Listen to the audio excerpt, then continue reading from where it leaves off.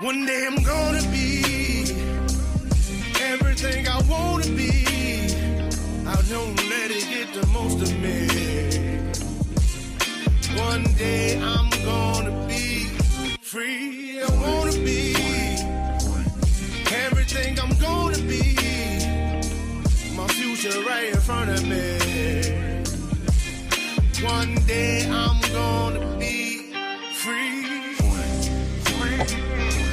I wanna be free. From the depths of darkness, a voice emerges. A host with a fire burning in his soul. With a heart steel and a spirit unbroken.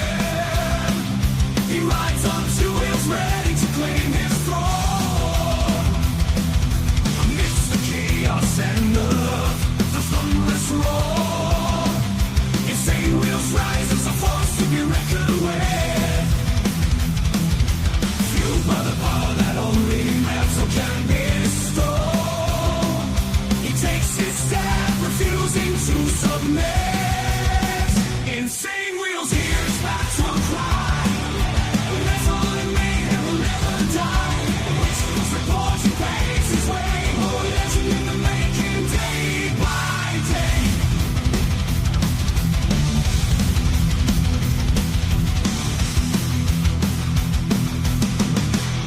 Wow. All right, ladies and gentlemen, we are back and at it, man. Much love, honor, respect to everybody. Hopefully everyone's enjoying themselves so far. I definitely know the hell we are. Great to see everyone in here. Beautiful Tuesday morning, man. So hopefully everyone's enjoying themselves. I definitely know I am, and I'm fucking super psyched to be back. It was really hard. I was telling you guys in the chat, it was really hard for me to be away from the show for this long. And even though it wasn't that long, it was only 4 days. But still, it's definitely hard for me to be away from this whole thing. So, anyways, we've got a quite fucking extreme morning of news. We've missed a lot since, obviously, I've been away for 4 days. But that's not even the case. Just within the last 24 hours has been a lot of fucking shit. And so today, I'm going to try to consolidate everything today because we have so many things going on. And I actually even added another thing right before we started the show. So we've got a lot to discuss. So the way that I have this is you guys see the title already, the Epstein vote. That's all stuff that's going to happen later on today, including Trump host, Saudi crown prince, and all this stuff. And also there is Nicki Minaj that's going to be addressing the United Nations. I don't know if she did already, but nonetheless, we have this set up for you guys. I'm going to tell you guys exactly what our lineup before we get into this. So our first lineup is about Cloudflare. Cloudflare is most people don't even know what the fuck that is. But we're going to talk about the Cloudflare outage and what happened there and why you guys are seeing that certain things on your phone or even on video games are not working right now. So there's a reason for that, and we're going to talk about that a little bit. And then we have DEA seizes record fentanyl pills in Colorado yesterday. We're going to be obviously talking about that. President Trump, NYC Mayor-elect Mamdani both suggest they are open to a meeting. That is very good, by the way. Anytime, I'm just going to tell you, I don't care how much of an enemy someone else is, you need to be able to sit down at the table together and go ahead and have a conversation and talk. If you can't do that, then that's when shit gets really bad. So I'm glad that that's actually happening. Trump says he would sign a bill to release Epstein files and says, quote, sure, I would. And then we're going to be talking about a little bit about the United Nations. United Nations approves Trump administration's Gaza peace plan. Very interesting. We're going to talk about that a little bit as well, of course. Charlotte crackdown, 130 plus were arrested in immigration operation DHS says. We're going to talk about that, obviously. NTSB to determine cause of Key Bridge collapse. There was a big big ordeal where a whole fucking, I think it was over there in I can't remember if it's France. I can't remember where that exactly is. No, I'm sorry. I don't know. I can't remember exactly where the fuck that Key Bridge collapse is. It could be in the United States. I don't know, but I saw it on the internet for sure. And so we're going to obviously show that to you guys. We'll figure it out together. And then U.S. strikes drug cartels, which I know that you guys are already familiar with. It's been happening nonstop, especially down there in the Caribbean. You know what I mean? But just saying. Stabbing attack in West Bank kills 1 and injures 3 over there in Israel, right? Which is the West Bank over there. And that is pretty much our lineup for the morning. So as you guys can see, we have quite a big lineup this morning. So we're going to get right to it. Ladies and gentlemen, real quick, I do want to thank Carney's Ride before we even started. He became or re-upped his membership as an officer, by the way. Very much appreciate you. For 13 months, donate, like, share, and subscribe. Yes, sir. I very much appreciate that, Carney. Thank you for making it rain in here, man. The very first of the day. Great to see everyone in the chat, man. Real quick, let me go ahead and do these call to actions, and we'll get right into it. Please make sure you guys hit that like button. It helps out the show immensely, and it's absolutely free to do so. If you guys are brand new to the show, make sure you guys hit that subscribe button because it's also free. We do this Monday through Friday, reporting news, so make sure you guys tune in for that. Here comes the money part, though. Please consider becoming a member starting only at $2.99 a month. We're making sure we're not breaking the bank out there with anybody, but check it out. This is what allows us to be on these airwaves as well as have these lights on right now. So I very much appreciate you guys becoming members and then staying members. Little side note here, follow my Instagram at BallValveTV, where I post everything behind the scenes of not only my life, but as well as the show, Millennial Food Time, breaking news, all that great shit. It's a great way to get a hold of me one-on-one. We also have a Discord server. Naomi will be throwing that into the chat for you guys. But if you guys are on the other chat, make sure you guys go into the description box down below for the invite. We've got the majority of you guys in there. And last but not least, all super chats, super stickers, gifted membership signups are, of course, all going to be presented live onto the show. But if you guys would like to skip that YouTube 30% brutal cut that they take from your hard-earned cash, well, then we have these platforms right here that you guys can donate to. And, of course, I will read it out loud like a total super chat. I've got my email up right now, so if anything comes through, I've got it. All right, let's go ahead and get right into this. I'm super sorry, everybody, ladies and gentlemen. Thank you all for being here. I can't individually do everything and say hi to everybody this morning, but so you're going to have to forgive me. We're going to have to get right into this. You might be wondering right now why you can't access Twitter or Spotify. That's because parts of the internet went down. It's really weird that I can only hear her from my right ear. Interesting. After a technical glitch at Cloudfare. People trying to go on sites like X, Spotify, and Letterboxd were met with error messages. The page simply wouldn't load. Brother Good One Motorsports, I very much appreciate you. And yes, I really enjoyed hanging out with you as well, kind sir. I very much appreciate everything that you did over there, hosting and all of that, man. It was a great time. Cloudflare powers much of the internet behind the scenes. It helps much of the internet stay online, including when there's heavy traffic, and shields them from cyber attacks. The company is... Well, it's not just cyber attacks. It's not just that. They do all of it. Like all the caption, you know, when you are doing the whole thing when you're going into sign in somewhere or whatever the case is, and then it says confirm that you're not a robot, you know what I mean? And it's that CAPTCHA thing or whatever. They create that. That's their program. Put out statements saying that they are aware of the situation and they are currently investigating. Not good. Not good. So that was a quick little update. This is all this morning, by the way. I mean, even my fucking, what I make my thumbnails with on Canva was down this morning too, which is terrible. I mean, I had to use an old thumbnail literally because unfortunately everything's fucking down today. So let me go ahead and bring this up. We're going to talk a little bit more on the outage of this and the extremity of this. Remember the morning of November 18th, 2025? Yeah, that one. You probably woke up, grabbed your coffee, tried to check your phone, and nothing. For a huge chunk of the world, the internet just stopped. It completely vanished. So what on earth happened? Let's dig into the massive outage that blindsided pretty much everyone. What's up, if Tolga? you were trying to get online that morning, Hardwire? This was probably the only question on your mind, right? 1 minute, everything's totally fine, and the next, poof, it felt like the digital world was just collapsing around you. And let me tell you, you were not alone. Millions of us were staring at the same broken screens. So what's the first thing you do when something breaks? You go to X.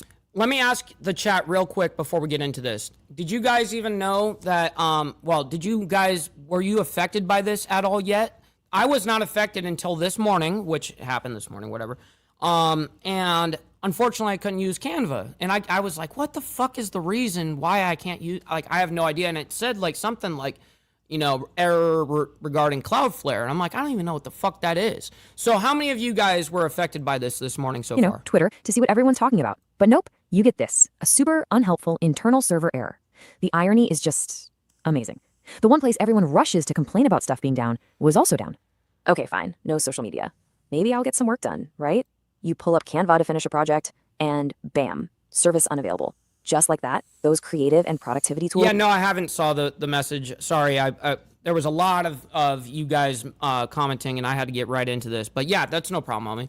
And we got Papa Penguin in the building as well. Always appreciate my man. Great to see you. We've got 70 people that are watching. Make sure you guys hit that like button. I very much appreciate you guys. Thank you very much for your laborious work. Rely on? Gone. I'm sure a lot of deadlines were suddenly in serious trouble. All right, forget work, time for a distraction. Maybe some gaming? Yeah, no such luck. The gaming world got hit just as hard. You fire up a huge game like... Yeah, even a fucking in the game shit. Like, I hope Call of Duty's not down because I want to play Call of Duty motherfucking later. League of Legends, and all you see is that dreaded word, offline.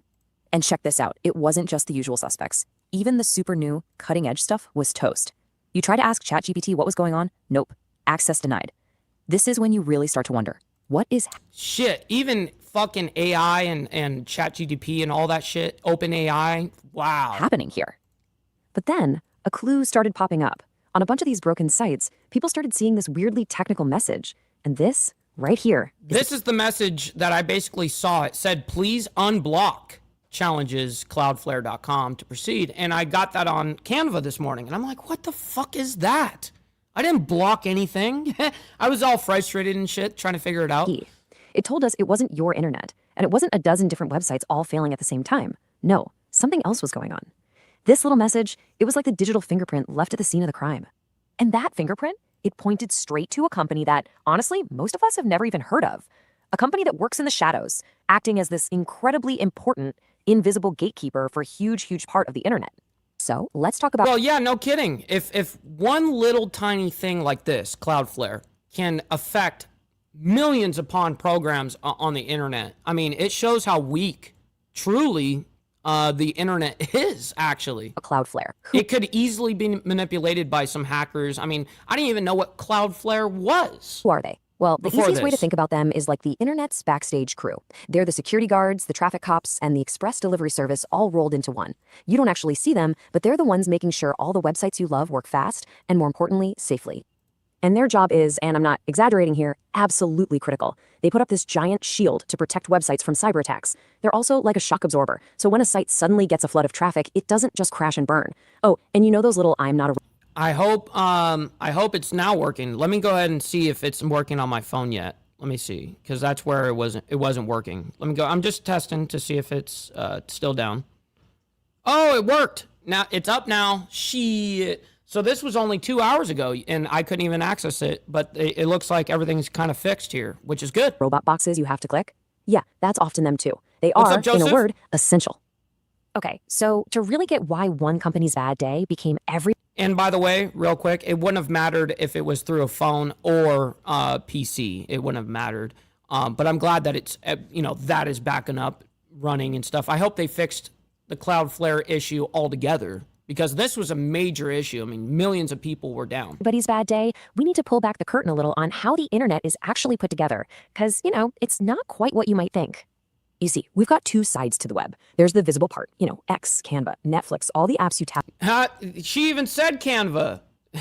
X, Canva, ChatGPT, all this shit. And then there's the work behind all this shit, of course, right? Which is a lot of AI. On every day. But propping all of that up is the invisible infrastructure. And here's the kicker. Yeah, Neo, this is totally interesting. It's run by just a handful of huge companies like Cloudflare or Amazon Web Services. They provide the raw power that pretty much everything else just plugs into. Here's a great way to think. Yeah, but I bet you 1,000,000% 2 hours ago it was not working, Grid. Think about it. The internet is like a power grid. You've got your house, which is your favorite website, and then somewhere far away, there's the power plant. That's Cloudflare. You don't really think about the power plant, right? You just flip a switch and expect the lights to come on. But what happens if that one power plant goes down? Exactly. The lights go out for everyone. And that is a perfect analogy for what happened that morning. So, which is this morning. When that digital power plant went down, the domino effect was immediate and massive. It was a cascade of failure that spread across the entire globe in minutes. And I mean, it happened fast. Around 6 a.m. Eastern, the first little blips of trouble started showing up. By 6:15, just 15 minutes later, reports were just skyrocketing. It actually took until almost 7 a.m. for Cloudflare to officially put out a statement saying, yep, we're aware of an issue and we're looking into it. And here's the best part, the ultimate irony. You know Down Detector, the website we all go to check if other websites are down? Well, it was down too. And why? So yeah, even the down detector for all of these websites, because you can go ahead and check like, oh, what is the website out right now? Is there an outage? Blah, blah, blah. And a lot of the outage centers that go ahead and say that, yes, this is out right now or it's suffering or whatever the case is, even the down detector was fucking blocked. You guessed it. It also runs on Cloudflare. So you literally couldn't even check to see what was down because the checker itself was down. You can't make this stuff up. The sheer scope of this thing was just mind-boggling. It wasn't just social media. It was everything. Your work tools, your games, even niche sites for movie lovers. And maybe most important. And a lot of AI, anything that really runs off of AI, even Canva runs off of AI. There's certain features in there that uses and utilizes AI. And so unfortunately, it looks like a lot of what is ran by OpenAI and all this shit behind the scenes, unfortunately got affected. Only all those systems that ask you to prove you're human, the CAPTCHAs, they were broken too. The entire web was just frozen in place. So after all the dust settled, what's the big takeaway from all this? It's definitely more fragile than motherfuckers thought. I can tell you that. Now, I'm going to leave it at this, okay? I just want to let you guys know that that's what happened this morning. We've got like 16 fucking stories to get through this morning, so we're going to go ahead and rush right into the next. So we're going to talk a little bit about DEA. DEA seizes record fentanyl pills in Colorado. This happened yesterday, a record number. Let's go ahead and figure out what the hell this is. Look at this table. Just look at the table back here, bro. This is insane amount of fucking fentanyl. Insane. I want to thank all of you for joining us here today at the Drug Enforcement Administration Rocky Mountain Field Division, giving attention to both a public safety and public health threat which fentanyl and those who traffic it continue to present to our community. Fentanyl remains the deadliest drug threat to face our country, and the state of Colorado is certainly not immune from the harm it has done and continues to do. Fentanyl is the leading cause of death for Americans between the ages of 18 Awesome, Greta. I always appreciate that. Thank you, and sir. 45. At a national level, drug overdose deaths have declined from highs of around 110,000 deaths in 2022 and 2023 to the most recently released data of 73,690 reported deaths for the 12-month period ending April of 2025. Those numbers still equate to filling a professional football stadium on a Sunday afternoon. While it's a positive sign that both state and nationwide overdose deaths are trending downward, Denver County is seeing an increase in overdose deaths compared to last year, with many of those deaths involving fentanyl. Okay, we know all fentanyl bad. Yes, we know this. It kills millions of people. Fuck that. We know that. Why do you have to talk about that part? Tell me what's on the fucking table and how you got it. Our DEA Rocky Mountain Field Division is on pace to seize a record amount of fentanyl for 2025, in no small part due to the record-breaking seizure presented here today. Here it goes. With a reminder that only 2 milligrams of fentanyl is considered a lethal dose, and DEA's one pill can kill messaging. Here laid out before you is the Colorado state record for a single seizure of fentanyl. Wow. So they got a state record on it. 198 kilograms, or an estimated 1.7 million counterfeit fentanyl pills. Wow. 1.7 fucking million. 1.7 million fucking fentanyl pills, bro. Denied. Holy shit, bro. Oh my God! Along with an additional 12 kilograms of fentanyl powder. This marks the largest ever single seizure of fentanyl in the state of Colorado and the 6th largest ever in the United States. What's up, Blair? Let's be clear. This seizure represents thousands of lives saved. It is also indicative that the Mexican cartels continue to traffic significant quantities of fentanyl to Colorado, and the seizure has been tied to active DEA investigations involving federal, state, and local partners touching 6 different states as well as Mexico targeting the Sinaloa cartel. We will continue to work with our partners to target them and their supply of deadly fentanyl in an effort to protect our communities and save lives. I am joined today by Douglas County Sheriff Darren Weekly, who's going to detail the origin of how this seizure came to be. He will then be followed by Colorado Bureau of Investigation Director Armando Saldate to share some of his insights on and CBI's role in a larger investigation before I return to add some additional comments on our efforts on holding accountable those responsible for trafficking this poison into our nation. Yeah, I mean, who is responsible for this? I mean, aside from the cartel, obviously. I mean, there's, it's going to be kind of evident. But Who is it being received by, and who did you seize it from? And with that, I want to see a picture of the dude. You know what I mean? Sheriff Weekly, if you'll... Good morning. Last Tuesday, November the 11th, What's up, brother TVT? our Good morning. deputies were called to a storage facility in Highlands Ranch. Someone had legally purchased through auction one of those storage units. And shortly after they inspected that unit, they realized there were illicit drugs inside. And they did the right thing. They immediately contacted the sheriff's office.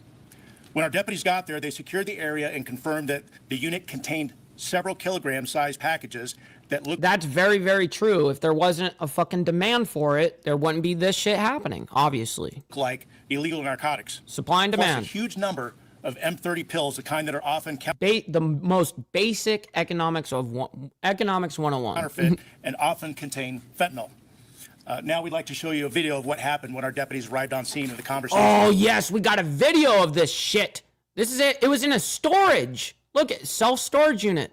Oh, shit, bro. Supervisor. Here we go. We got a video on this shit.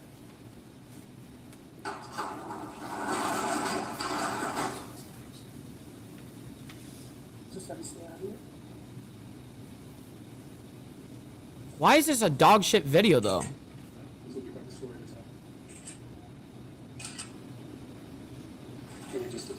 Every one of those fucking big ass cases.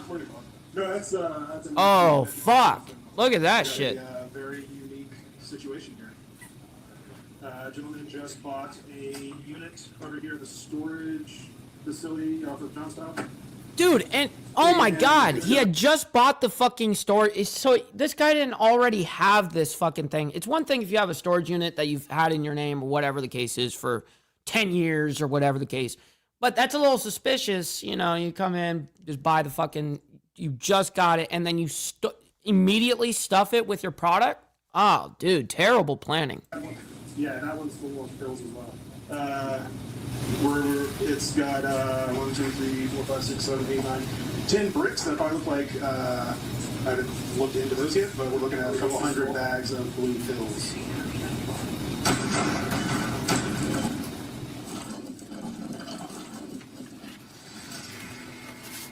Yeah, neighbor guy, it was a great time, bro. And there was obviously way more than just that debate. There was many debates. Even that Andrew debated in. He was in like 2 main ones, you know, for the main thing. But Again, there's a to lot put of this different into perspective, debates. Here's what we see. It was awesome. 198 kilos, about 1.7 million counterfeit fentanyl pills. Another 12 kilos of fentanyl powder. Again, this is the largest single seizure of fentanyl in the history of the state of Colorado. We also seized 2.5 pounds of meth. I God want to damn. be clear that this citizen did exactly the right thing. The moment that he realized that something was wrong, he stopped, he And he said something. stepped back, and contacted the authorities. Yep, that's exactly what happened right there. So motherfuckers saw him doing it, basically loading the shit up, and it looked suspicious to somebody, and they called authorities. Damn, bro, that's fucking crazy. We're gonna move on though because we have so many fucking stories to get through this morning. So make sure you guys hit that like button. We have exactly 100 of you guys in here right now. Make sure you guys hit that like button.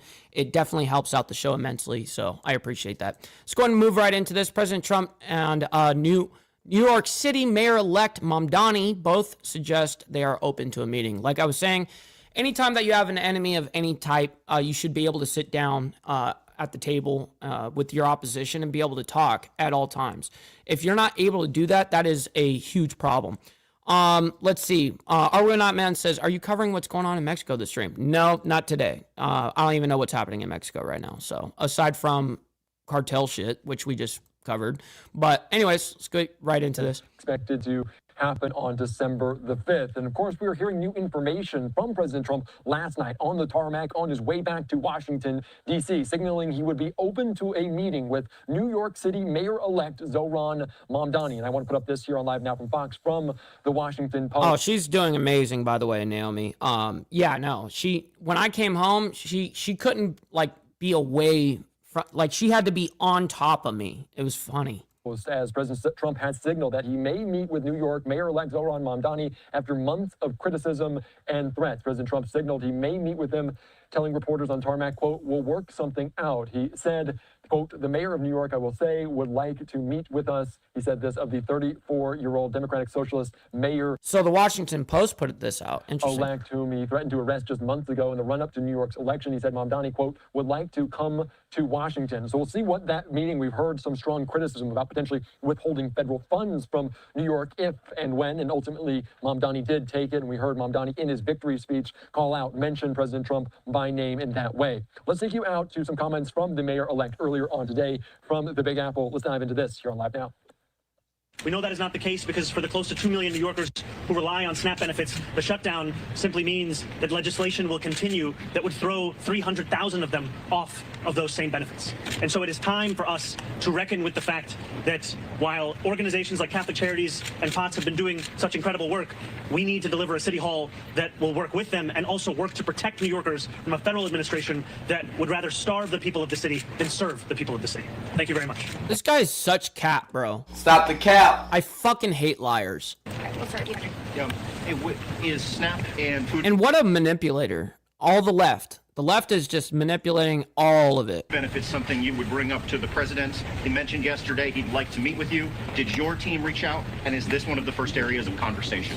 My team reached out to the White House to fulfill a commitment I made to New Yorkers over the course of this campaign, a commitment that showed a willingness to meet with anyone and everyone, so long as it was to the benefit of the 8.5 million people that call the city their home, and so long as it would help to address the affordability crisis that is pushing so many of them out of the city. And SNAP is a critical part of that, because what we see is that New Yorkers are struggling to afford groceries. The president ran a campaign where he spoke about a promise to deliver cheaper groceries, a promise to reduce the cost of living. We are seeing his actions and that of his administration in Washington leading to the exact opposite effect for New Yorkers. And I will go to... Yeah, that's crazy. We got 135 of you guys. If you guys are on the vertical side, make sure you guys hit that like button. It double tap the screen. You know what I mean? It helps out the show immensely, and it's free to do so. I appreciate your laborious work. Make the case to the president and to anyone, frankly, that these are the kinds of things we need to change if we want to make it easier for New Yorkers and for Americans to afford the day-to-day necessities of their life. Right? All right, well, go ahead here, Fox. Yes. What's up? How you doing, Buzz? Yeah, no, first of all, thank you so much for getting back to the Bronx. My question, just me as a small business owner here in the Bronx, what do you intend to do for entrepreneurs, small business owners, and just creators here trying to make it happen in New York City? Well, first of all, I really couldn't hear that question. It was something regards to entrepreneurs. I really couldn't hear it, though. Appreciate the work that you do, and I think it speaks to the fact that too often City Hall is making it harder for entrepreneurs to start to fulfill their dreams. I spoke to a barbershop owner who told me about the fact that if he wanted to open a barbershop in this city, he had to fill out more than 20 forms, go to 7 different agencies, 12 in-person events. These are the kinds of hoops that we are forcing so many to jump through. And there is a initiative within city government called the BEST teams. These are Business Express Service teams. They serve currently only 3. What's up, Brother Moto? Great to see you in the chat. And thank you, by the way, for the raid this morning. I really appreciate that. Thank you, sir. 3% of small business owners are supposed to provide one-to-one case management assistance to any small business owner. We're going to fund those teams with an additional $20 million so that number of those business owners served starts to skyrocket. Thank you. Appreciate it. Hi, good afternoon. Councilmember Chiose, who was a very active and vocal supporter of your mayoral campaign, he's now going to be challenging Congressman Jeffries. What do you make of him taking on such an established Democrat? And then as you grow into more and more influence in your own role, how will you determine the criteria of where you will or will not endorse someone's campaign? Well, I appreciate the great work that Councilmember Osei has done on the council, especially for tenants. I believe that there are many ways right here in New York City to both deliver on an affordability agenda and take on the authoritarian administration in the White House. Dude, he was just like me and you, Hardwire. I swear to God. Homie was like super fucking humble. Just being honest. Speaking in Israel, Mayor Adams said, insinuated the Jews would not be safe in the city. They should be worried about their children. I'm wondering what your response to this. The mayor is free to travel wherever he would like or spend his time however he'd like in the remaining weeks and months of his administration. I am looking forward not only to deliver for the many Jewish New Yorkers that were a core part of this campaign, but frankly for each and every Jewish New Yorker across the 5 boroughs, as it will be my responsibility that I will uphold to not only protect Jewish New Yorkers, but to celebrate and cherish them in the city, and I look forward to upholding that. What do you think about this comment? That's going to be a very, that's like an oxymoron, what he just said there. I'm not really familiar. I'm not familiar. I'm not interested in watching the rest of him take on these questions for the next, 10 minutes or whatever. So we're going to go and move on. Now we're going to move into Trump a little bit. Trump says he would sign a bill to release Epstein files, saying, sure, I would, quote unquote. So let's go ahead and bring this up and we'll go ahead and discuss it a little bit together. Can I verify something with you, posted on Truth Social last night, you urged House Republicans to vote in favor of this Epstein release bill they're going to vote on tomorrow. I just want to be he's telling his own party and his administration, yeah, we need to get this out. Super clear on your position. Do you want to see that pass the Senate? Would you sign that bill if it gets to your desk? I do want to. Here's what I want. We have nothing to do with Epstein. The Democrats do. All of his friends were Democrats. You look at this Reid Hoffman. You look at Larry. Well, you were his friend too. I mean, but you were a Democrat back then. Shit. But Blue Dog Democrat was way different than the ideology of the left today. Bill Clinton, they went to his island all the time, and many others, they're all Democrats. You lose his voice? All I want for people to recognize a great job that I've done on pricing, on affordability, because we brought prices way down, but they go way lower. What's up, Stacks? On energy, on ending 8 wars, and another one coming pretty soon, I believe. We've done a great job. And I hate to see that deflect from the great job we've done. So I'm all for it. You know, we've already given 50,000 pages. You do know that. Unfortunately, like with the Kennedy situation, with the Martin... Who's stupid? You're on my platform. How's your YouTube channel going? Yeah, I'll wait. Luther King situation. Shut up, bitch. Not to put Jeffrey Epstein in the same category, but no matter what we give, it's never enough. You know, with Kennedy, we gave everything, and it wasn't enough. With Martin Luther King, we gave everything, and it's never enough. We've already given, I believe the number is 50,000 pages. 50,000 pages.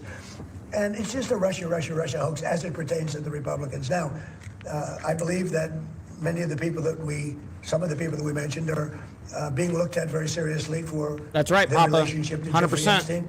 But they were with him all the time. I wasn't at all. And we'll see what happens. What I just don't want Epstein to do is detract from the great success of the Republican Party, including the fact that the Democrats are totally blamed for the shutdown. You know, they cost our country hundreds of billions of dollars with that, at a lot of inconvenience. So I'm for any. I don't. They can do whatever they want. We'll give them everything. Sure, I would. Let the Senate look at it. Let anybody look at it. So he answered that right there. He said, "Would you sign it?" And he said, "Sure, I would." Right there. We'll give them everything. You'd sign it, right? Sure, I would. Let the Senate look at it. Let anybody look at it. But don't talk about it too much because, honestly, I don't want to take it away from us. It's really a Democrat problem. The Democrats were Epstein. No, it's an everyone problem, okay? Now it's about transparency and just allowing it to come out, all right? All those 50,000 pages that he was just talking about, yeah, release everything. Fuck it. Get out from under that shit. They're going to nonstop use that shit against you, bro. Friends. All of them. And it's a hoax. The whole thing is a hoax. And I don't want to take it away from really the greatness of what the Republican Party has accomplished over the last period of time. The shutdown is now over. And administration officials had said when the shutdown ends, they'll reevaluate the farmer relief. Now we have the deal with China. So is the administration still looking to dish out farmer relief now that the government is back? Yeah, we want to. I'm always going to help our farmers. Are you still looking to? All right, you guys, we got over 160 people in here. Make sure you guys hit that like button on the horizontal side and also hit the double tap the screen on your vertical side. So I very much appreciate you guys. I would do that, yeah. If they need relief, we'll be there for them. We're going to always be for our farmers. Yeah, please, in the back. Mr. President, just speaking of the economic impacts of FIFA and possibly moving to another city some games if you feel it's crime, is there like a timeline that you... Where are you coming up with this shit? Who are you talking about? Like, I don't understand. Like, no, that has not happened. What the fuck are you talking about? These cities, there's sponsorships, there's economic impact for these communities. Sure. Is there... You know, the governors are going to have to behave. The mayors are going to have to behave. You know, in the case of California, you have a problem. You have high crime. Then you have a place that just suffered great fires and everything else, and they didn't do a very good job. And if we didn't go in from the crime standpoint, you would have had a disaster. It was not going to be handled properly. It wasn't able to be. The head of the police said as I said, without the federal government, they could not have done it. So here's the story. I love Los Angeles. If they want help during this, I would love to send in National Guard or whoever's necessary to help them. I want it to be great. I'd love it to be in Los Angeles. I love the place. It's a natural for Los Angeles. If we think there's going to be crime, if we are obstructed by the governor, and maybe he won't obstruct, maybe it'll be great. But I'd love him for him to call and say, you know, we'd like to have some extra help. Because if there's even a hint of I think, James, we are all tired of it. a problem, we want to get in there before the problem occurs. We want to make it totally safe for Johnny and FIFA and all of the great people that are going to be there. And I think that's going to happen. I would be honored to help California if they're going to have a problem. And if they think they're going to have a problem, they should say so. We can be in there in 24 hours notice and do a great job. But if that's a year, by the end of the year, by the end of the first quarter. Well, I think this, if they would tell us now, they're not going to have a problem. Because if we go in, they don't have a problem. Look at D.C. There's no crime in D.C. anymore. And D.C. was a mess. If they want us to go in, I'd like them to tell us right now. But if we go in, there will be no problem. There will be no crime. What's the message then to like local businesses who are considering sponsoring this? Tell your governor to ask for federal help. We'd love to help them. Mr. President, are you planning also potentially launching strikes in Mexico or putting American troops or American personnel into Mexico to deal with it? Would I launch strikes in Mexico to stop drugs? It's okay with me. Shit, we obviously know that. Whatever we have to do to stop drugs, Mexico is... Shit. Oh, shit! I looked at Mexico City over the weekend. There's some big problems over there. If we had to, would we do there what we've done to the waterways? You know, there's almost no drugs coming in through our waterways anymore. Isn't it down like 85%? It is, sir. I don't know who the 15% would be. It wouldn't be you. No, that's for sure. No, I think it's been... Tons and tons of You would say that's a big signal. Absolutely. We have almost no drugs coming into our country by the sea, by, the waterways. And you know why, okay? I mean, it's pretty obvious. Would I do that on the land corridors? I would. Look, every boat we knock out, we save 25,000 American lives. Not to mention the destruction of families. These families are decimated forever. The mother, the father, the children. They never recover really from it. You know, when you lose somebody, like the way they live. And if you lose them, but the way they die is horrible. So when we knock out a boat and we save 25,000 lives, that's great. Now, do we feel the same way about the corridors that they use? We know every one of them. We have every one of those corridors under major surveillance. We have nobody coming in through our southern border, but we know exactly how they get there. You can't say no one. You can't use that nomenclature. Not no one. Of dramatic decrease. Things here, how they get the drugs here, fentanyl, cocaine. Colombia has cocaine factories where they make cocaine. Would I knock out those? What's up, Zip Tie? Good morning to you. Great to see you. I would be proud to do it personally. I didn't say I'm doing it, but I would be proud to do it because we're going to save millions of lives. Gunpowder. Would you only do it with Mexico's permission, though? I wouldn't answer that question. I've been speaking to Mexico. They know how I stand. We're losing hundreds of thousands of people to drugs. So now we've stopped the waterways, but we know every route. What's up, Bob? We know the addresses of every drug lord. We know their address. We know their front door. We know everything about every one of them. They're killing our people. That's like a war. Would I do it? I'd be proud to. I'd probably go into Congress and say, hey, and you know what? The Democrats and the Republicans would both agree, unless they're crazy. And they are a little crazy on the Democrat side. But we have lost hundreds of thousands of people a year, death. And that's not talking about family destruction, that's talking about death. And much of it comes through Mexico. So let me just put it this way. I am not happy with Mexico, okay? Thank you very much. When he says thank you very much, it's over. He's not going to sit there and answer anything else. Boom. It's over. All right. So we're going to go ahead and move right into the United Nations approves Trump administration's Gaza peace plan. Let's go ahead and talk about that real quick. Let's go ahead and bring this up and we'll go ahead and discuss it. We've got 200 of you guys in here right now. Make sure you guys hit that like button. Double tap that screen for me. If we only have like 13 fucking likes on the vertical, I'll just hold this motherfucker hostage. Shit. Denied. We're back here for you on Live Now from Fox. Thanks again for joining us. I'm your host, Mike Page. Always great to be with you. We want to continue to bring you some other top headlines on this Monday, including a big one coming from the UN Security Council a little bit earlier today. Fox News' Trey Yinks saying that the UN Security Council adopted the U.S.-led resolution that endorses the Trump administration 20-point peace plan and authorizes the International Stabilization Force to operate in Gaza. The UN Security Council today adopted that U.S.-backed resolution to end the Gaza war and deploy this force after Ambassador Mike Waltz urged members to support what he called a bold, pragmatic blueprint from the President Donald Trump's 20-point peace plan. In an address to the council, Waltz described Gaza as hell on earth after 2 years of conflict, saying the resolution offered the world a chance to replace rubble where schools once stood with a path to peace. The measure passed 14-0. Let's listen to Ambassador Waltz speak just a little bit ago. It is truly a historic moment at the United Nations. Today, marks a turning point, not just for Gaza, not just for the Middle East, What's up, David? but for what international cooperation under President Trump's leadership can achieve when we choose diplomacy over destruction, when we choose stability over suffering, and peace over perpetual conflict. Today, the United Nations proved it can be great again. The United Nations today proved it can be a beacon for peace. The United Nations sucks ass. That's what I think about it. So does NATO. I think we need to disband and dissolve all of it. Not just a bystander. The United Nations Security Council has just adopted the United States-sponsored resolution on Gaza that does something we haven't seen in generations. It provides a real, actionable pathway to lasting peace for Palestinians and Israelis.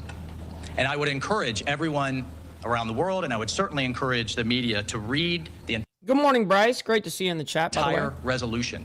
Read the whole thing.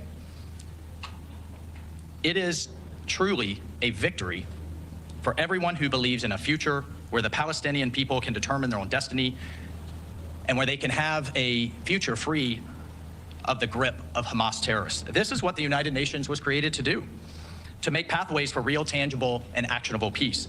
So let me be clear.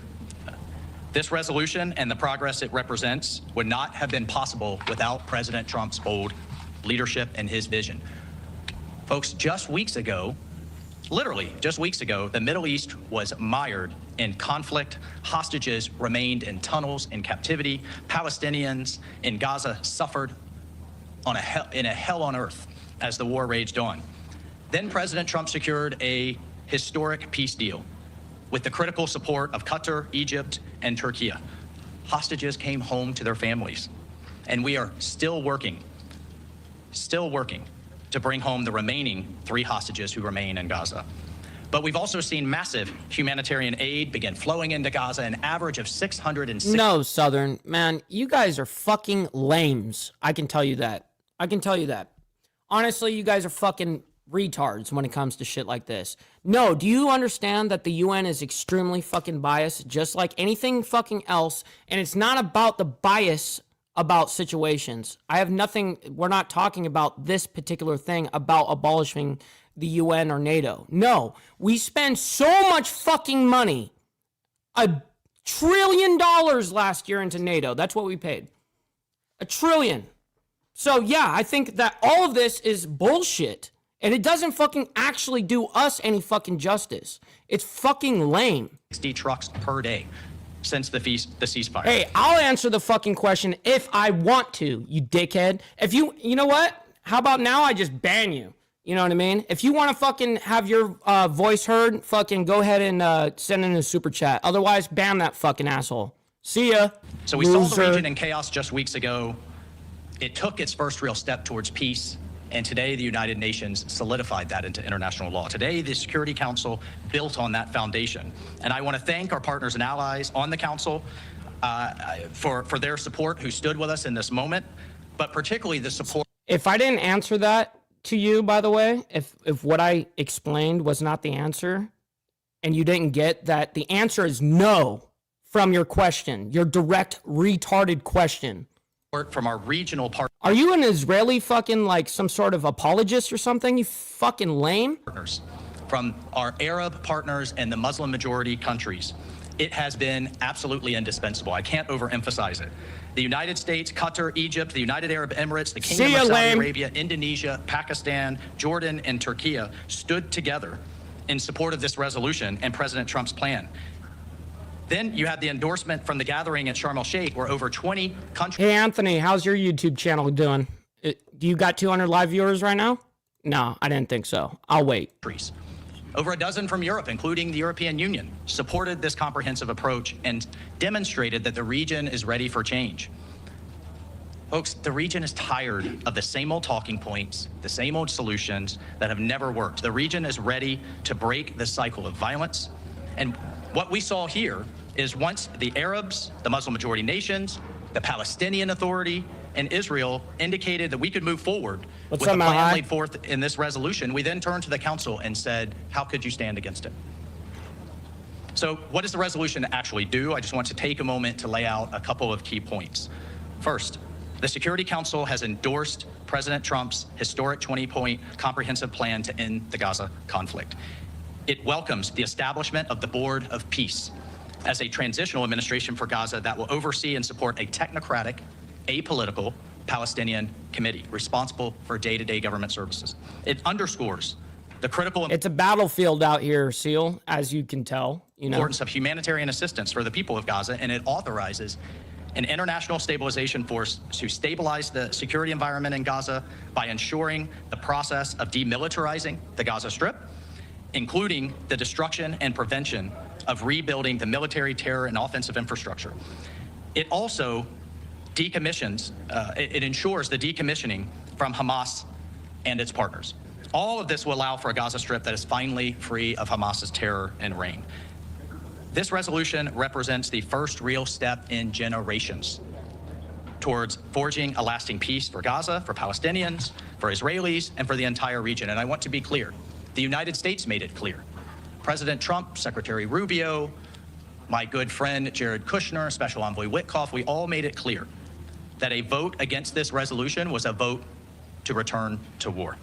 Okay, well, they approved it. So this is, just so you guys have some context, this is a U.S. ambassador to the UN, by the way, just so you guys, if you didn't know that. So thanks to our actions here today and President Trump's bold, clear-eyed leadership, a stable, a safe, and a prosperous future in the Middle East is now finally within reach. Thank you. Ambassador, does the U.S. still support Ambassador Waltz making those remarks right after the vote. And President Trump, just a little bit ago, reacting on social media, on his Truth Social, saying, congratulations to the world on the incredible vote of the United Nations Security Council. Just moments ago, acknowledging and endorsing the Board of Peace, which will be chaired by me and include the most powerful and respected leaders throughout the world. This will go down as one of the biggest approvals in the history of the United Nations, will lead to further peace all over the world and is a moment of true historic proportion.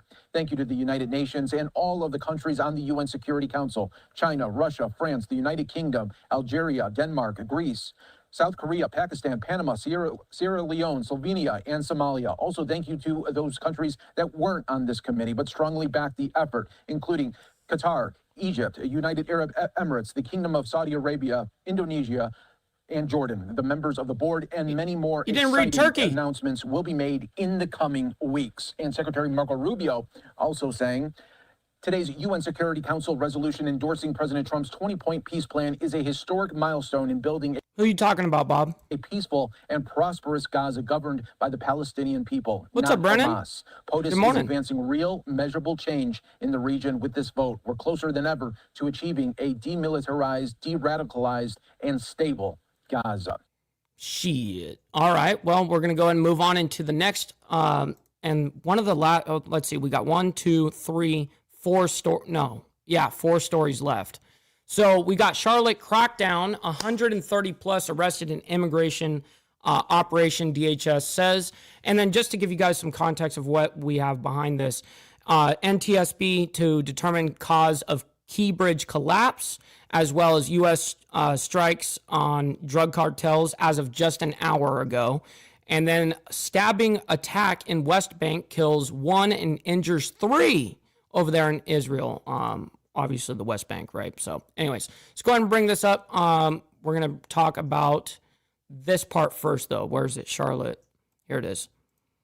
And welcome back, everyone. To Live Now from Fox, I'm your host, Mike Page. Thanks again for joining us, continuing to bring you some of the day's biggest top stories and headlines. One of them, we have been following the latest actions from Homeland Security, putting this out on X, saying that President Trump and Secretary Noah will... Hey, Jim, are you an actual peg leg for real? Shit. W's. To make America safe again. North Carolina sanctuary politicians are protecting the nearly 1,400 criminal illegal aliens in Charlotte's jails by refusing to turn them over to ICE, ultimately releasing those monsters into North Carolina's neighborhoods. And all of this comes as the Department of Homeland Security says that Border Patrol arrested more than 130. Wait, are you the arbiter? Is this the arbiter of what I'm allowed to speak on the internet? This guy? Shut up, lame ass. Illegal immigrants in Charlotte, North Carolina over the weekend. The feds say that it's part of their latest immigration operation targeting violent criminal illegal aliens known as Charlotte's Web. And right now, we want to keep you in Charlotte. And let's bring in right now Fox News' Chelsea Torres with a breakdown. And what we're seeing, it sounds similar to what Chicago just went through. Yeah, that's right, Mike. You know, DHS says that this crackdown here in Charlotte is... Yeah, no kidding, Igor. But their promise is to keep Americans safe. And officials say that federal agents actually arrested 80 illegal immigrants just on Saturday alone. And when we look at some of these arrests, officials say that some had prior criminal records like known gang membership, aggravated assault, even illegal reentry after prior deportation. Now, the Department of Homeland Security and Border Patrol agents made arrests outside of businesses, near grocery stores, even near a church. And DHS says that their operation targets criminal illegal aliens who came to North Carolina because, quote, sanctuary politicians would protect them. Charlotte, over a period of years, had over 1,400 immigration retainers that they failed to honor. They're not going just to ignore immigration law. If you came across the border illegally, you are subject to obviously being picked up and then eventually removed. Now, some local leaders are opposed to the federal response. City and county officials here say Border Patrol's presence in Charlotte is causing unnecessary fear and uncertainty. Even local faith leaders are also speaking out against the operation. One pastor tells me that they're seeing half as many people at their church service, and some families are too scared to leave their homes. So I'd like to encourage us all to be the best version of ourselves, and we can follow orders and do what the law demands, but do it in a way with dignity and with just basic humanity. And even other local faith-based leaders that I've been talking to kind of echo the same concerns. One pastor was telling me that some parents were reaching out. You know what, Zip Tie? You know what that just reminded me? Shit. You know what I mean? We got to get the money part of it. All right, just get the money part done. Give me money. Money me. Money now. Me a money needing a lot now. Shit. Denied. Out to him because they were too afraid to take their kids to school today, afraid of being profiled by federal agents. And I'll tell you, the Charlotte-Mecklenburg school system here has announced that there are over 20,000 students were absent from school today. Mike. See how it all shakes out. Chelsea Torres, thanks so much for joining us on Live Now from Fox. We always appreciate the updates all on Live Now. We want to keep you in Charlotte for more updates here on Operation Charlotte's Web. Let's listen in. The Trump administration shifting the focus of its immigration crackdown to Charlotte, North Carolina. Border Patrol agents have conducted 200 arrests so far in a campaign dubbed Operation Charlotte's Web. ICE is doing a public safety mission, and these are the people that people should want out of their neighborhoods. DHS says it's a dangerous operation, sharing this video of a vehicle that allegedly tried to ram into Border Patrol agents over the weekend. But many Charlotte residents say their tactics are excessive and accuse officers of racially profiling. One man, a Honduran-born U.S. citizen, says agents smashed his window and pulled him from his car, though DHS says he was acting erratically and ignored officers' instructions. They threw me to the ground. And what's up, Ray? Good morning, by the way. While they were struggling with me, I said, hey, I gave you my papers 5 minutes ago. I'm an American citizen. While DHS says it's targeting violent criminals, local officials point out that crime has been on the decline in recent years. This is not making us safer. It's stoking fear and dividing our community. Hundreds gathered Saturday to protest. They say immigrants... Where's the, no American flags? Oh, man, I'm a little bummed out. Bruh. Have become afraid to leave their homes. Not going out, they're having their kids who are citizens go and pick up their clothes and food for them. It's terrifying. North Carolina's governor is urging residents to stay peaceful in any encounter with immigration officers. In Charlotte, North Carolina, Madison Scarpino, Fox News. All right, Madison, thanks for those updates. Shit. Well, okay. Well, I like how they cut that off like that. NTSB to determine cause of Key Bridge collapse. Now, I'm not exactly sure where the Key Bridge was, but we're going to go ahead and bring it up and discuss it. We're going to find out right now where it's at. All right, here we go. We are taking a live look over in Baltimore, Maryland, and previewing yet another... the Baltimore, Maryland bridge. That's the bridge they're referring to. I think it had to do with a ship that hit it. I think it like dragged its anchor or some shit. I can't really remember the situation. It's been a minute. A press conference and update happening later on today. The finding of a federal investigation into the probable cause of the Francis Scott Key Bridge collapse will be revealed. The NTSB will be meeting at the headquarters in D.C. later this morning with that update. It comes as maybe this is a different situation. Man, there's been a lot of weird shit going on, and I've been reporting news for too damn long too. So it all kind of, I don't know. It all just meshes. As we're learning the cost and timeline for rebuilding the bridge is going way up. Fox 5 DC's Maureen Ume is joining us live now, and she has more. Okay, so this was the fucking bridge. Thank you, Blair. I appreciate that. Good morning. Yes. So later this morning, the NTSB at 9:30 in particular will meet right here at their headquarters. They are expected to reveal the findings of their 20-month investigation, revealing the probable cause of what happened there at the Key Bridge in Baltimore back in March of 2024. They say the Dolly ship lost power. Oh, yeah, I do remember that. I remember that, and I'm like, fuck, they lost power, bro? And I don't know. Striking that bridge. That's totally rough. And at this point, like, if you lose power, you know what I mean? That's when you call for emergency tugboats to come over and help you in that situation. Seriously. We're going to make some recommendations about safety for bridges across the country. So we're looking forward to that as well. But let's take you back to the scene. This was at March 26, 2024. That is when the Dolly struck the Key Bridge. 6 people were killed, 6 construction workers that day. The investigation is expected to focus heavily on the Dolly cargo ship's electrical. What's up, Moto, over there on the Facebook side? Failures in the minutes before impact and on the bridge's vulnerability to a strike of that size. It was, again, back on March 26, 2024, that cargo ship lost electrical power, propulsions as it moved down the Patapsco River. Moments later, it hit a key support pier of the Francis Scott Key Bridge, sending the central spans into the water. As I said, 6 construction workers were killed, and the Port of Baltimore shut down for nearly 3 months. Preliminary NTSB findings released last year show that the ship experienced multiple power failures, including one just seconds before the crash. Yeah, no kidding, Seal. The agency has been reviewing the bridge's vulnerability to large vessel strikes. The probe also expands well. I guess they actually are like to determine the cause of this fucking thing. It wasn't just that, the ship went without power. But there's protocols when shit like that happens, and to be able to prevent that from happening. Unfortunately, I think that there was a few things that were covered up. I have no idea what the actual story is on that ship until, the only people that know that shit is the guys on the ship. So they're coming out with, an actual determination of what happened here today.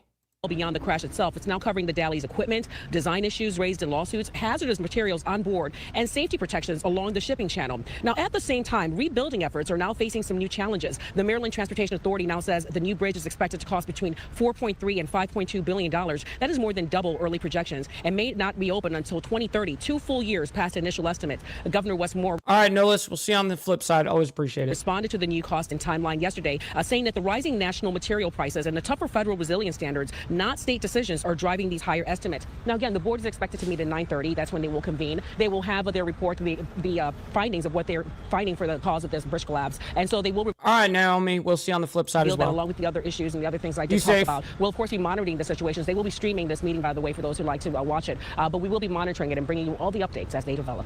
Back to you. Of course, and of course, as these things do develop, I'm going to also, here's an actual update right here from the governor over there in Maryland. All right, so the Francis Scott Key Bridge and the Port of Baltimore are critically important to our nation's economy. Preliminary costs and project time estimates were made less than 2 weeks after the initial crash and before any engineering or design studies were conducted. Since then, national economic conditions have deteriorated and material costs have increased. At the same time, elevated costs have resulted from federal design and resilience standards, not discretionary state choices. That's from Maryland Governor Wes Moore. All right, let's see if there's any other thing they say here. No, there is none. He says that. Okay, so that's the update there for that. I guess we'll be following that story as well. Obviously, when I get updates on it, I'll go ahead and give you guys those updates I find. So an hour ago, U.S. strikes drug cartels. Let's go ahead and bring this up. We'll go ahead and discuss this. And 3, 2, 1. Secretary of State Marco Rubio announcing Sunday that a criminal network allegedly tied to Maduro and his allies, the Cartel de los Soles, will be designated a foreign terrorist organization as tensions continue to escalate. Also taking a live look there at the U.S. Capitol today as the House is expected to vote on legislation to force the Justice Department to publicly release its files on Jeffrey Epstein. Recently, President Trump urged Republicans to vote for it. This all but ensures that the House will pass the bill with an overwhelming margin, putting further pressure on the Senate to take it up. A lot to discuss here, so I'd like to welcome Florida Representative Carlos Jimenez to the show. He currently serves on the House Armed Services Committee and the House Homeland Security Committee. Thank you so much, Congressman, for taking the time to join us here on Live Now from Fox this morning. We appreciate it. Hey, it's my pleasure. I'd like to start with Operation Southern Spirit. I like how they actually have good audio on this fucking guy. And the large deployment of warships we have seen recently. Why do you believe President Trump is ramping up America's military operations near Venezuela? And could that have... Yeah, Cloudflare was, there was an outage. Most people didn't. I didn't even know what Cloudflare was before today. But essentially, they're like the power plant of the internet. And it went out today for a couple of hours. And I mean, everything was affected. I mean, whether it's video games, ChatGPT, everything was down. Anything that utilizes AI, even like shit like Canva, was shut down. So anyways, we talked about that at the top of the hour, though. Anything to do with Maduro? It has a lot to do with Maduro. Maduro, we have a $50 million bounty on his capture. He is the head of a foreign terrorist organization about to be designated so, Cartel de los Soles. That cartel, along with other cartels that come out of Mexico and Colombia, have been responsible for the deaths of over 500,000 Americans in the last 5 years. And so the president is actually taking direct, decisive action against these cartels that have been killing hundreds of thousands of us for the last 5 years. It's about time that we take this threat seriously. Yes, that's very true. If you guys can do me a favor, our officer in the chat, his name is Carney's right. He's also a live streamer himself. Go over there and subscribe. He needs 65 more subscribers to get 500. So let's make that shit happen. I appreciate you guys. You know, I've been calling for something like this for a long time, and I'm glad that the president is taking this decisive action. Maduro is also the illegitimate ruler of the country. Last year, there were free elections in Venezuela. He lost by an overwhelming majority, but he refuses to give up power.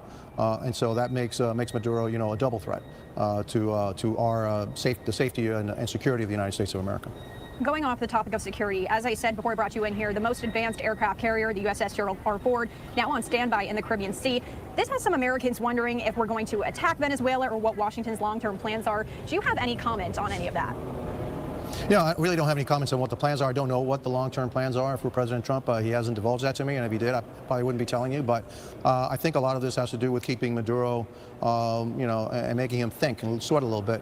I think there's no doubt that we'd like to see Nicolas Maduro leave Venezuela and allow a freedom and democracy to reign again in Venezuela. The Chavez-Maduro regime has destroyed that beautiful country just full of natural resources, but also they've been involved in killing hundreds of thousands of Americans, and so there's a price to pay for that. And unfortunately, you know, these cartels have been running rampant for years, either by shipping their poison into the United States and killing us, or allowing... Yeah, not hundreds of thousands, millions.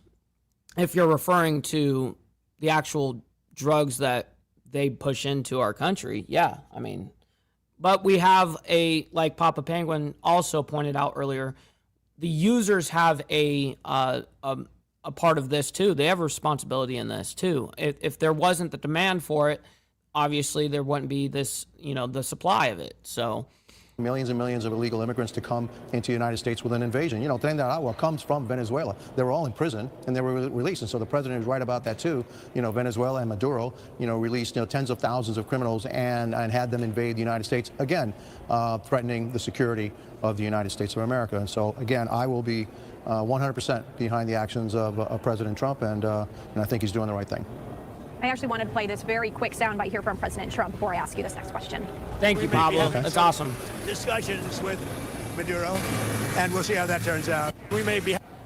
All right, so again, very brief soundbite there. President Trump saying that he and Maduro are going that was a very short clip. to be having those discussions. The president doesn't want to tip his hand, obviously, as you spoke to about what next steps could be there. But what are your thoughts on Trump and Maduro speaking, and how could that impact what President Trump decides to do next? Because he has said he does have some idea of what he would like to do. I think the only discussions that we need to have with Maduro is the timetable for his departure from Venezuela. And so maybe Maduro's trying to negotiate his way out of this. Remember, we do have a $50 million bounty on his capture. And so I think that he can see the handwriting on the wall. The president has a number of options at his fingertips, which he can exercise at any time. Maduro knows that.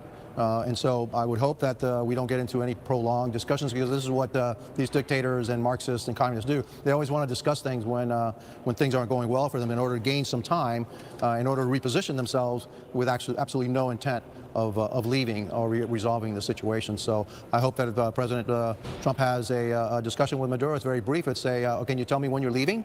And then we can make arrangements for your departure from Venezuela. That's about all that I would hope that President Trump discusses with Nicolas Maduro. Yeah, that's going to be way interesting. I wanted to ask some. And we're going to follow all of this, of course. Clarification from you here, because Secretary of State Rubio announcing Sunday that the Cartel de los Soles will be labeled as a foreign terrorist organization. And I'm going to share with our viewers a statement you put out on X. It's saying, remember that by designating the Cartel of the Suns as a foreign terrorist organization, it allows us to attack them militarily within the framework of U.S. law. Then they can't say they weren't warned. Can you elaborate on what you mean by that? What does that give the U.S. permission to do when it comes to the scale of an attack? Well, I mean, it says this is a foreign terrorist organization. It's no different than if we were attacking ISIS or Al-Qaeda, somewhere halfway around the world, like we've done for the last 25 years. These folks are right across the border. These folks are right in our backyard. But yet they've been killing a heck of a lot more Americans than the terrorist organizations in the Middle East. A lot more than ISIS, a lot more than Al-Qaeda. Like I said, we've lost over half. What's up, brother Steve Easy? Good morning to you. Good afternoon, I guess. Yeah, I mean, for you, it just hit noon. 1 million Americans to these drugs, especially fentanyl, that's attached to these drugs over the last 5 years. That's more people than we lost during the entire World War II. That's more people than live in the entire city of Miami. And so, people say, well, it's drugs. Wait a minute. You either get killed by a bomb or a bullet or poison, you're still dead, all right? And so the number one job of the American government, of any government really, is to protect its people. And for far too long, we have been woefully inadequate in protecting the American people from these criminal organizations, the criminal terrorist organizations that have been really, plaguing us for a number of years. I am glad that President Trump is taking these actions.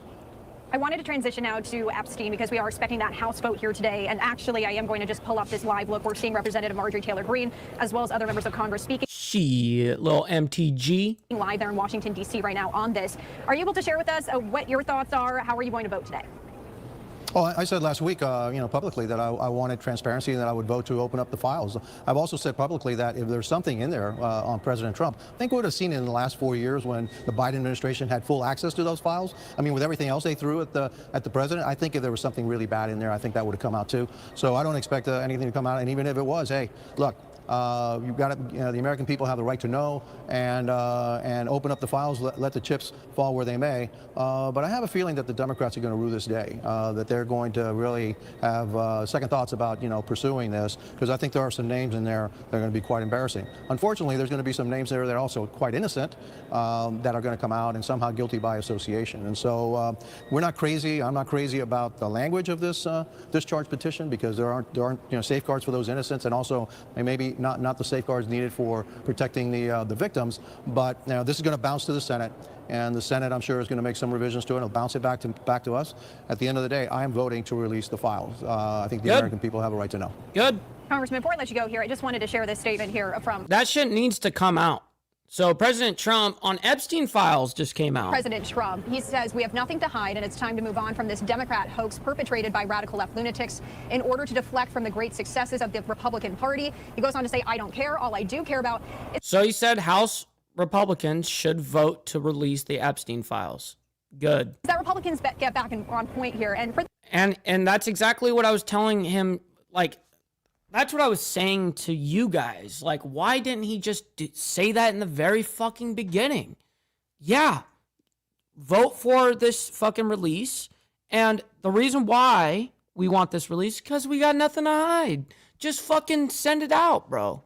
The American people, this has been such a back and forth that they have been witnessing. The Oversight Committee, Republicans are accusing Democrats of using the House's ongoing investigation into Epstein to attack President Trump, but Democrats accusing Republicans of using the probe to cover for Trump. What is your take on President Trump now calling on Republicans to release the files, given some of his previous opposition? I think that that's the right call. You know, I mean, this whole thing with Democrats, to me, you know, it's kind of reminds me of the novel Moby Dick, and where the Democrats are Captain Ahab. They've been after the president since 2016 because he sank their ship, you know, their hopes for Hillary Clinton, and they've been after him out with every single, you know, breath, and they have Trump derangement syndrome, and so here's another episode. Also trying to throw us off track, and as soon as we have a victory, they'll throw something else in there, and so I'm happy that that he said, yeah, let's open it up. We're going to do it anyway, and so we're going to open it up because we don't think that there's anything there. But even if there was, like I said, the American people have a right to transparency on this issue and put this thing to bed once and for all. And then let's see what happens, and let's see who really was involved and who was protecting, you know, Jeffrey Epstein. And then again, we need to move on. We've got a lot of other things to worry about, a lot of other things that we need to do for the American people. This, to me, is a distraction. I mean, possibly, Blair. I don't know why he didn't do that in the very beginning. That's exactly what I would have done. It's just like, dude, yeah, you know, fucking let's get this shit out here. I don't fucking have anything to hide, you know? I don't know why he didn't just play it that way. I don't know. Anyways, we're going to go into our last story here. Stabbing attack in West Bank kills 1 and injures 3. Make sure you guys stick around. We're also going to be sending you guys off to a raid, so make sure you guys stick around for that. Oh, shit. I didn't share this fucking screen like a moron. Like a Momo. All right, here we go. Sorry, guys. News this Tuesday morning as 1 Israeli was killed, 3 others wounded in an attack on the West Bank. We do have some live images coming in from our partners, courtesy of Reuters. Take a look at this as the scene is still quite active. The Associated Press also saying this, that Israel's rescue service said this follows a spate of settler attacks on Palestinians across the occupied territory. The violence came a day after the UN Security Council gave its backing to U.S. President Trump's blueprint to secure and govern Gaza. Hamas rejected that plan. The Israeli military said that the ramming and stabbing attack took place at the busy Gush Etzion junction south of Jerusalem, a site of many past attacks by Palestinian militants. Israel's emergency rescue services said that a 30-year-old man died of stab. And this just happened an hour ago. Well, this came out an hour ago. Wounds. 3 others were hospitalized, including a woman in serious condition and a teenager in moderate condition. It was not immediately clear who carried out the attack or how many assailants participated. We're working to get some more of these live feeds here, as several reporters and photographers are out there on the scene, but you can see that a lot of the law enforcement, their officers are still there investigating this attack. This is a breaking news story, a developing story. Now, the AP goes on to say this, that settler violence has flared in the West Bank. In the latest attack today, or on Monday, I should say, Israeli settlers rampaged through a Palestinian village, torching homes and cars. Damn. The violence drew a rare condemnation from Prime Minister Benjamin Netanyahu. So there was condemnation for it from Netanyahu. Wow. Good on. I mean, I'm actually surprised by that. And like she just said, a very rare one. And other top leaders. I want to bring here yet another vantage point that we have of this breaking news, a bit of a closer view here, as several of these law enforcement officials there are on site to investigate. Israel's military is sending soldiers and police to investigate this, but they also sent them to that Palestinian village where that attack happened on Monday after reports of fires and vandalism. Hours earlier on Monday, clashes erupted between Israeli security forces and settlers defending an unauthorized outpost on a nearby hill facing evacuation and demolition on Monday. Israeli police said earlier that 6 suspects were arrested in confrontations during the demolitions, with dozens of settlers entrenched and throwing stones and metal bars and burning tires.